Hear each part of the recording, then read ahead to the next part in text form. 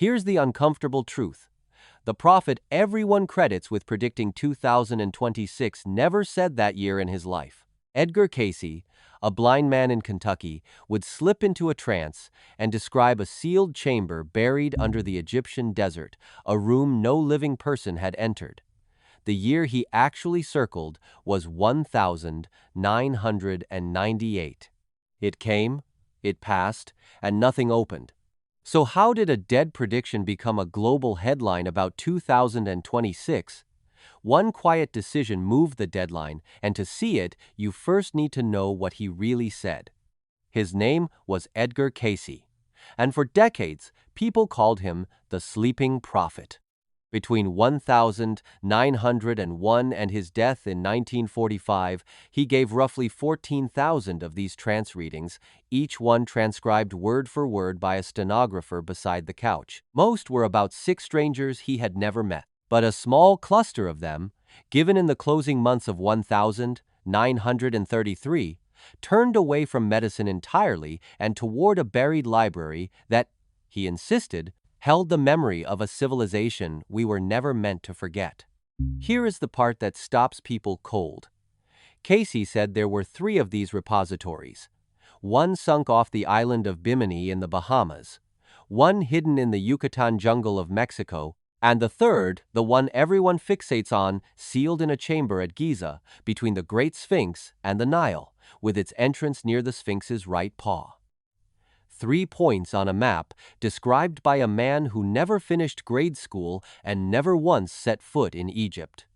And he did not describe it vaguely. In one reading, numbered 378-16, Cayce said the chamber would stay sealed until, in his words, the time has been fulfilled when the changes must be active. He spoke of records written in 2 languages, Atlantean and Egyptian, and of prophecies built into the pyramid itself correct, he claimed, as to the hour, the day, the year, the country, and the individuals. A buried hard drive of human history, waiting for a deadline. The only question is, whose deadline? To understand why anyone still takes this seriously, you have to understand the man on the couch. Edgar Cayce was born on a Kentucky farm in 1877. By his own account, he was a devout, almost painfully ordinary Sunday school teacher who read the Bible cover to cover once for every year he had been alive.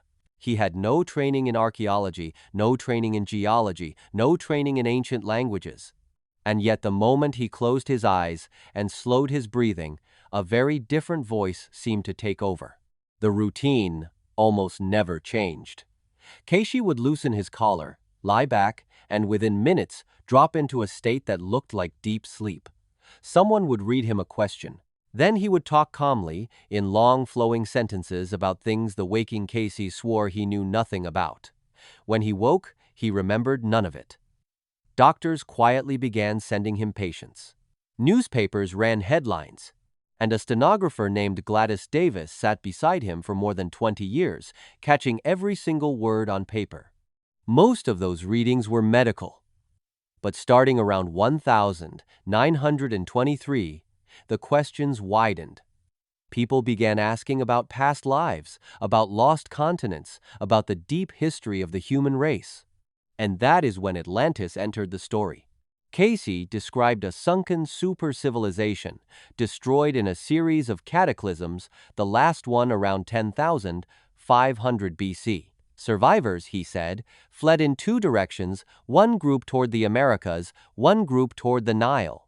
But it gets stranger because of what he claimed those refugees did the moment they arrived. According to Cayce, the Atlantean refugees who reached Egypt did not just settle there, they built. He claimed they raised the Great Pyramid and carved the Sphinx in roughly a single century, thousands of years earlier than any mainstream Egyptologist allows, and that they did it as a deliberate act of preservation. Before the knowledge of their drowned world could vanish, they sealed it underground. The Hall of Records, in his telling, was not a myth. It was a time capsule, built by survivors who knew their history was about to be erased. So where exactly is it? Cayce was oddly precise. The entrance, he said, lies between the right paw of the Sphinx and the river, a small passage leading down to a larger sealed room. In another reading, he described a line of shadow or light falling between the paws of the Sphinx at one particular moment, marking the threshold. For decades, those words sat in a filing cabinet in Virginia Beach. Then, late in the 20th century, the technology finally caught up and people went looking under the sand. In 1982, a team using equipment tied to the Stanford Research Institute ran acoustic and resistivity tests around the Sphinx. According to accounts of that work, the instruments registered anomalies, voids, hollow spaces beneath and near the right forepaw, exactly where Cayce had pointed. To believers, this was the smoking gun. A blind psychic, dead since 1945, had X-rayed solid bedrock with his mind. To skeptics, natural fissures and cavities riddle limestone everywhere on Earth, and a hollow space is not a library.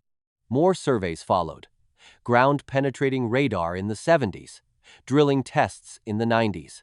Each round found something: cavities, fractures, the ordinary architecture of weathered stone, and each round failed to find a chamber stacked with golden records. And here is where it gets really interesting, because Cayce had not only named a place, he had, his followers insisted, named a time. The Hall of Records, they said, would be rediscovered inside a very narrow window, and that window was closing fast. The window was 1996 to 1998. Cayce's readings tied the reopening of the hall to a period of dramatic upheaval, a shift in human consciousness his adherents pinned to the end of the century. As 1998 approached, expectation built.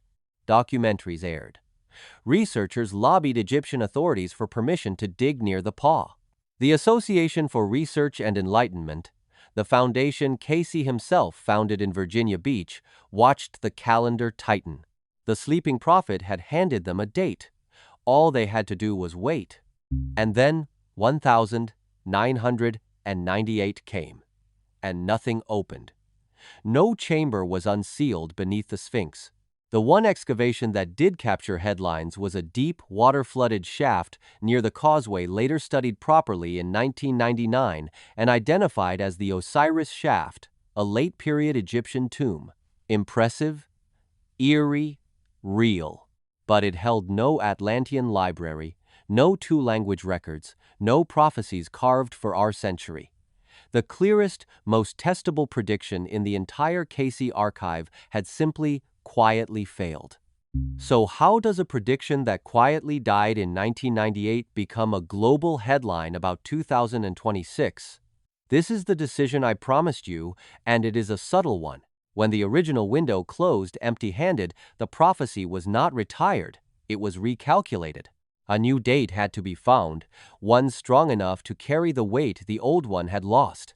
And a researcher steeped in Cayce's archive went back to the readings, this time not reading the dates on the page, but reading the sky above the desert. The researcher, Kirk Nelson, zeroed in on the spring equinox of 2026, March 20th. On that morning, he argued, an unusual stack of bodies climbs over the horizon together. The Moon, Venus, Saturn, Neptune, and the Sun, tied in with Uranus and Pluto.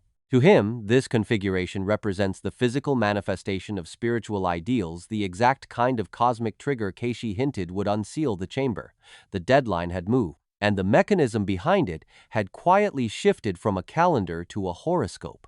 Nelson points out that a comparable planetary pattern last appeared in November 1989, the very month the Berlin Wall came down, and, he notes, a famous wave of UFO sightings swept over Belgium. Cause and effect, or coincidence dressed up as destiny? That is the tightrope every prophecy walks. But the move did something powerful. It handed a failed prediction a second life and a fresh, falsifiable deadline that millions could once again count down to. And the countdown grew louder for a completely separate reason. Because Egypt itself chose this moment to tease a discovery. Zahi Hawass, the country's most famous archaeologist, announced that scanning technology and robotics had detected a corridor roughly 30 meters long and a sealed door deep inside the Great Pyramid, with a major revelation promised for 2026. He was talking about mainstream Egyptology, not Atlantis. But to a world already primed by Cayce, the message blurred together. Scanners, a hidden corridor, a sealed door, and the year 2026, all colliding at exactly the same time. Step back, and the picture clarifies. There is no record, none of Edgar Cayce, ever speaking the year 2026. The number he and his original followers actually circled was 1998. The year 2026 is a modern overlay, an astrological patch applied decades after his death to a prophecy that badly needed rescuing. That does not make it worthless. But it does mean the famous question, why did Cayce circle 2026, carries a quietly uncomfortable answer. He never did. So why does the story refuse to die? Partly because Cayce got enough small things eerily right to earn the benefit of the doubt, voids really were detected near that paw. Partly because the Sphinx genuinely guards mysteries we still have not solved, from its strange weathering patterns to the real corridors now turning up inside the pyramid. And partly, if we are honest, because we want it to be true. A buried library that explains who we really are is a far better story than weathered limestone. That hunger is the real engine here. Every failed deadline gets recycled into the next one, because the promise is simply irresistible. That somewhere under the sand, a vanished civilization left us a message, and we are finally about to read it. 1998 became 2026. And if 2026 passes quietly, something tells me a new alignment, a new equinox, a new sacred year will appear right behind it. The Hall of Records may be less a place than a mirror, reflecting back exactly what each generation needs to believe. So here is the decision that moved everything. Edgar Cayce never circled 2026, he circled 1998, and when that year opened onto nothing, his followers redrew the line in the sky and pinned the dream to a brand new equinox. That is why the date on your calendar suddenly feels prophetic. Watch the 20th of March 2026, by all means. If a door truly opens beneath the Sphinx, the sleeping prophet earns his name forever. And if it does not, just remember who picked the year. It was not the prophet, it was us. Hope you got something out of this. Hit subscribe for more in this lane, and we'll see you in the next